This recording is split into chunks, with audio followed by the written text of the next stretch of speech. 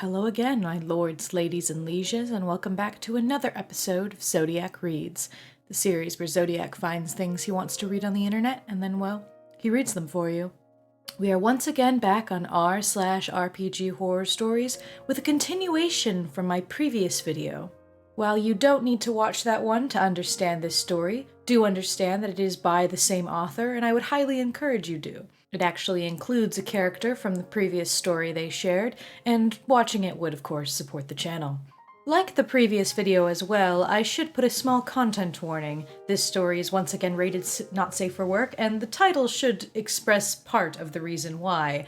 But once again, if you don't like the mentioning of sexual content, then I would probably avoid this video.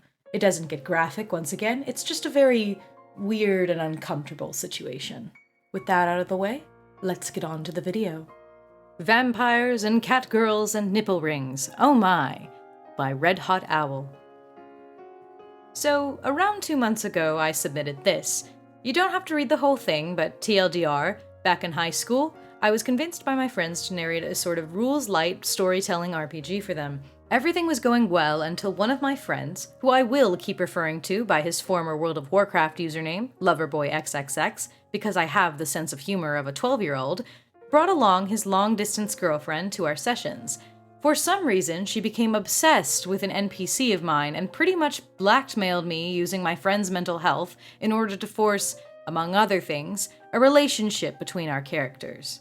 As I mentioned in that story, Loverboyxxx and I recently reconnected. Unlike myself, he never stopped being interested in RPGs ever since our friend group fell apart years ago, and is now an avid D&D player and occasional DM. Pertaining to the latter, some time ago he asked me to help him build a world of his own, since the people he regularly played with had expressed interest in a more narrative-driven campaign. This will be another lengthy one, so brace yourself, dear reader, as I regale you with the thrilling tale of Ben, the brooding brandisher of beefy breasts, and his accomplice, Cody, the catgirl connoisseur. Potentially not safe for work content ahead. You have been warned.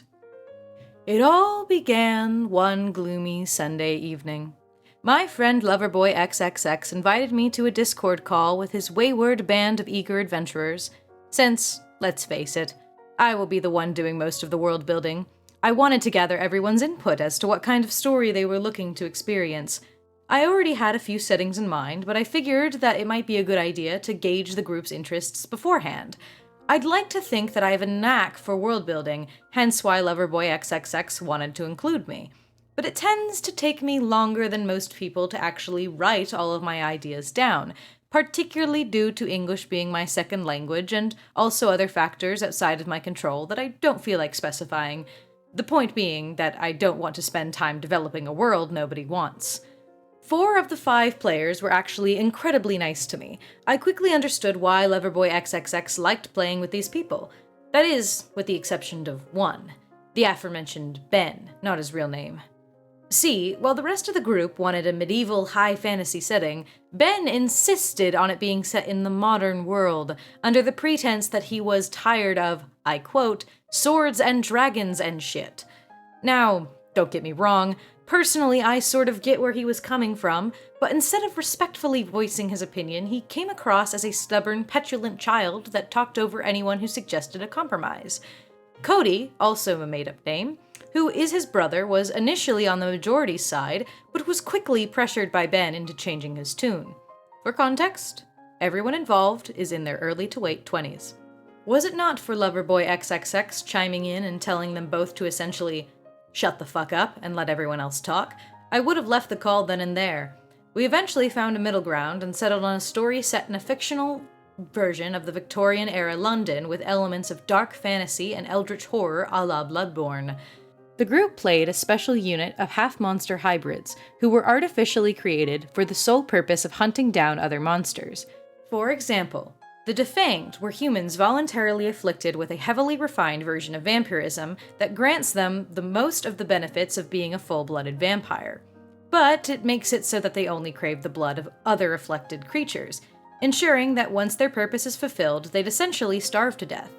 I took everyone's suggestions and conceptualized several other races and factions that all follow a similar philosophy.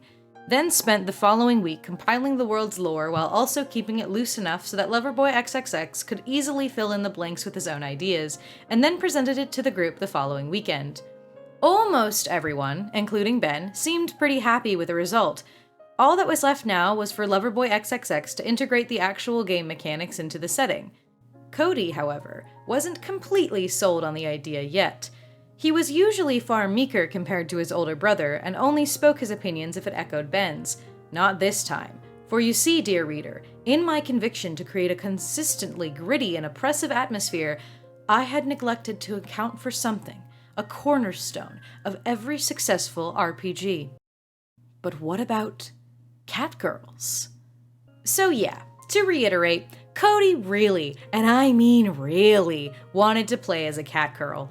Not sure why he didn't say anything during the initial call, but regardless, now he was dead set on it. He hinted that he wouldn't participate if he couldn't be one. My friend was about to shoot the idea down and let Cody walk, and in hindsight, I probably should have let him. But, being the diplomatic doormat that I am, I said that we could probably conceive something close to his ideal character that also fitted the setting. After all, we already had werewolves whose entire shtick was morphing only certain parts of their anatomy to get an edge in battle without going completely feral. It wasn't that far of a stretch, right? Behold, the mother of all ass pulls, the Nekomata, a supernatural species loosely inspired by our world's yokai equivalent, entities and spirits in Japanese folklore. Unlike lycanthropes, the Nekomata started off as just normal cats and were changed into half-human hybrids through some sort of Eastern occult magic. In addition to aesthetic traits such as the obligatory cat ears and tail, they possessed the weapons, sense, and agility of cats with little to no drawbacks. However, if they are to stray even slightly from the edicts of their highly spiritual sect, they'd be reverted back to regular animals. The concept wasn't great, but it was good enough. So far, you can probably tell that we're going for a sort of Suicide Squad kind of vibe. Ideally, it would have been up to the players to decide whether they wanted to blindly follow orders or to work together in order to find some sort of loophole in their design and turn on their handlers. All of this was, of course, discussed with the group, and they absolutely loved the idea. Even Cody was inspired now that he could be his true weeby self. I got no room to judge, considering that I was the one who made it possible. From here on out, my involvement in the campaign's progress was negligible, so most of what I'm about to tell you is from my friend's perspective as the DM. I have no reason to doubt him, but I figure that I should mention that for the sake of transparency. The party was gathered at an abandoned inn outside of town, where they were briefed by their handler regarding their upcoming mission. They were to hunt down a group of cultists sulking around in the sewers and stop them from summoning some sort of Lovecraftian creature with mind-altering abilities. They were given one in-game day to choose their equipment and prepare, aka establish their class and roleplay amongst themselves. Loverboyxxx apparently wanted all of the introductions out of the way first before the plot properly kicked in. Ben was playing a defanged male duelist named Maximilian with a tragic backstory, whom he described as tall, muscular, fair, handsome, and, crucially, wearing a leather harness that emphasized his broad, bare chest. Already an odd thing to put so much emphasis on, but rest assured, it gets weirder. You know how some authors go into excessive lengths to describe a female character's chest, to the point where her breasts are pretty much an extension of their personality and the focal point of every scene she's in? Yeah, that, only applied to a male character. While the rest of the group became acquainted, Maximilian stuck to the shadows, communicating only through grumbles and the occasional pectoral flex. My favorite quote has to be, "The chest of Maximilian shines in a tempting way, while he is waiting to be approached." When nobody took the bait, Ben made an out-of-character remark towards his brother, very heavily implying that Cody, who is actually doing an alright job fitting in with the rest of the crew, should have been paying more attention to him. Cody complied, which Ben interpreted as an invitation to pretty much assume control of his precious catgirl, describing how her eyes went wide when she noticed the sheen of Maximilian's smooth pecs. No, I'm not making this shit up. For the sake of everyone who had to witness two brothers pretending to awkwardly flirt with each other, all the while one of them was trying to do a squeaky schoolgirl voice, Loverboyxxx decided that this was quite enough bonding for the time being, and moved the campaign along, skipping to the newly formed squad of misfits descending down into the sewers. Overall, the actual gameplay portion proceeded as it usually had. Everybody played their role competently, and, after fighting their way past droves of minor abominations, reached the hidden chamber where the ritual was being conducted. They easily slaughtered the cultists before they could fully summon their patron deity, which was teased as the eventual endgame boss for Chapter 1 of what was intended as a year-long campaign. Following the battle, Ben started to act as though his character was badly injured, despite him having sustained little to no damage during most of the encounters. He insisted that the group's physician, obviously another female character, look him over. Upon her begrudgingly inquiring about the injury, it was, of course, described in great detail as a large gash across Maximilian's strong, brawny, muscular, firm yet soft, rugged yet sensual, morally complex, character arch-defining and suspiciously perky man-teats. I'm exaggerating, but you get the point. After a collective virtual eye roll by almost everyone involved, Maximilian was unceremoniously patched up and the group returned to their hideout for some downtime. It was Cody's turn in the limelight, with his older sibling still selling his character's injury, props for consistency at least, and retiring to his room. Cody was finally given the opportunity to shine. Remember how I mentioned that he had attempted to do a stereotypical squeaky anime girl voice before? Well, my man decided to double down and now exclusively spoke like that during every single interaction. Hey, cat girl, you want a drink? Yeah, only if it's milk, and don't forget to put it in a bowl, ooh. Yes, it was as cringeworthy as it reads. And yes, it clashed with the overall bleak aesthetic of the setting. But having a fully grown man with a heavy Scottish accent trying to unironically sound cutesy was at least funny in an endearing sort of way, unlike Ben, who was just plain obnoxious. Speaking of whom, he would still occasionally interject to remind everyone that Maximilian was now slowly changing into his casual clothes, but oops, he had forgotten to lock his bedroom's door. How awkward would it be if someone was to check up on him at this exact moment, right guys? Ha ha! No one ever did, by the way. As the campaign went on, Ben continued to find new ways of objectifying his beefcake. One of my favorite highlights is the time when Maximilian was briefly reunited with his estranged sister. Before going their separate ways, she had given him their dead mother's earrings as a parting, sentimental gift. Try and guess what he did with them. If you guessed use them as nipple piercings, then congratulations, you've been paying attention. In a weird way, I sort of admire his commitment to the trope. All that said, I wouldn't be writing this if it wasn't for what happened during the campaign's climax. Pun intended. Let's set the scene. In spite of the party's best efforts, the previously mentioned eldritch entity was finally summoned and unleashed upon the populace. Madness and bloodshed filled the streets. Our band of unlikely heroes had barricaded themselves at the abandoned inn, savoring their last moments of peace before having to confront the horrors that awaited beyond the walls. Everyone was gathered at the bar for one final shot of liquid courage.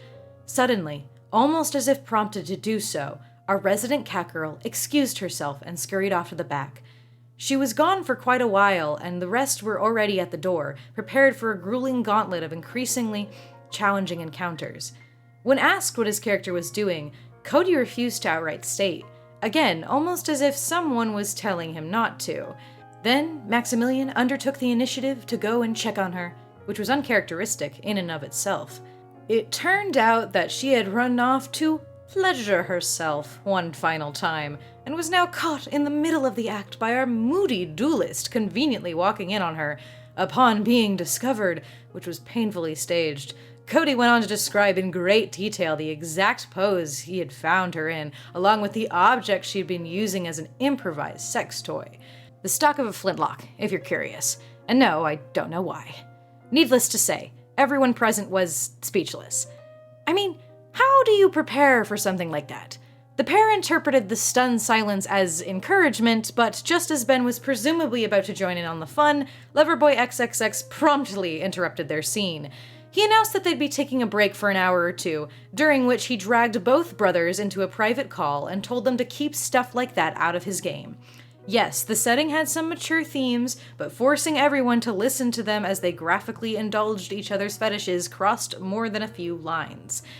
I'm not sure how I would have handled it personally. Maybe the more experienced DMs among you can share any similar experiences and how you've dealt with them. Thankfully, the story was allowed to conclude almost as intended. The big bad monster was defeated and its surviving mind slaves liberated, even if the group had failed to liberate themselves in the end.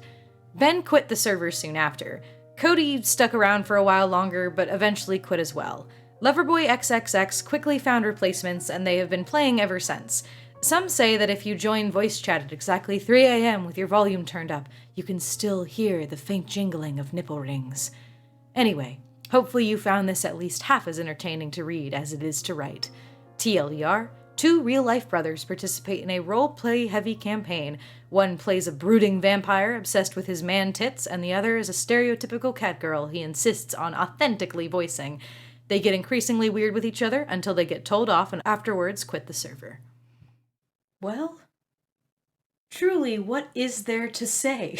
I will say, this was a very funny story. I give the author here is very good at writing stories, and the situation itself just seems like cartoonish. And I hate that, like, you know, normally you would say that, like, oh, this seems fake, but it's just so weird because I've known enough people to where this really doesn't seem fake to me, and I feel bad that I feel like I've known people who would do this. I will say, in terms of my thoughts, I don't think I have any real unique or groundbreaking thoughts to this. The one thing that I could think of after reading this is that I feel like Cody probably wouldn't have been as bad had his brother not been there to egg him on or kind of like push him into some of these more, like, the ending situation especially sounded, at least the way it was written, that this was very much probably Ben's idea, probably a little bit more. Cody was probably just going along with it because he didn't mind, or at least maybe possibly felt pressured from his brother. Don't know the entire situation, I'm not going to assume things there. But it seems overall that had Cody been left, like, to play without his brother, he probably would have been pretty fine. Like, maybe a little bit, like, the catgirl thing probably wouldn't have gone the way, the voice thing probably would have stayed, but, like, that's just what he finds fun, and it probably wouldn't have been nearly as bad, you know what I mean? I definitely think Ben is probably the bigger problem here. I think Cody could, hopefully maybe he's out there still playing games, getting to play more catgirls out there somewhere, without his brother's influence, being able to be kind of a slightly more normal person, you know? A little weeby, sure, but normal person nonetheless. Anyway, that's all I've got for this one. Tune in next time for the final part of the Red Hot Owl stories. Comments help the algorithm, so please do share with me your thoughts down below. Like, comment, subscribe, all that good shit. And I will see you in the next video, my lords, ladies, and lieges. Zodiac, out.